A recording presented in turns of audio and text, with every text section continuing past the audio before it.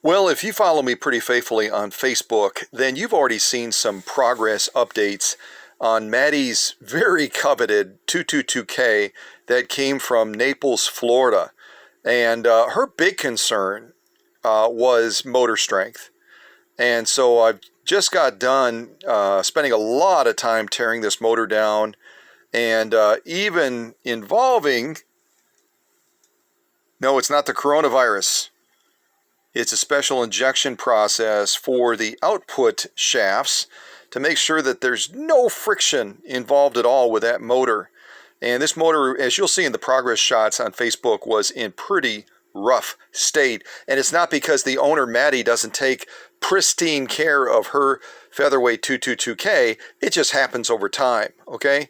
This is a 1958 machine, and other than Maddy's work on it, it probably didn't get a lot of TLC prior to that, but it still needed more.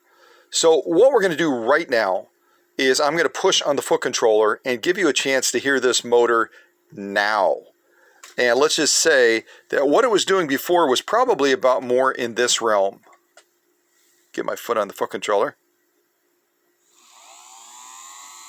Right around there. Not bad. It's spinning pretty quick.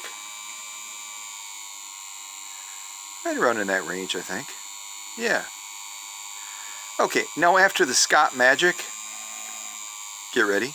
More, more, more, more, more, more.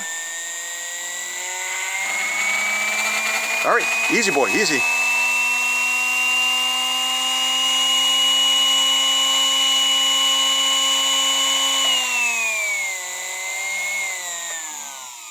Yeah, a little bit of a difference. Again, we started right around here. Not horrible. Somewhere in that range. Yeah. 0.4 amps. All right, now let's give it the Scott magic again. Hold on. Here we go.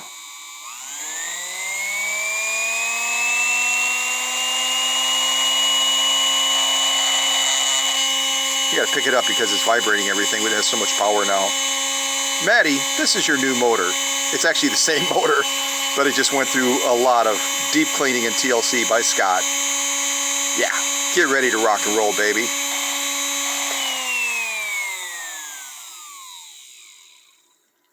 Your flight is landed. Local time is. Yeah, baby. All right. I'll just encourage you to keep watch. There'll be more progress updates leading up to the big premiere before it heads back to Naples, Florida. Wow. That 222K. Power. See y'all. Bye.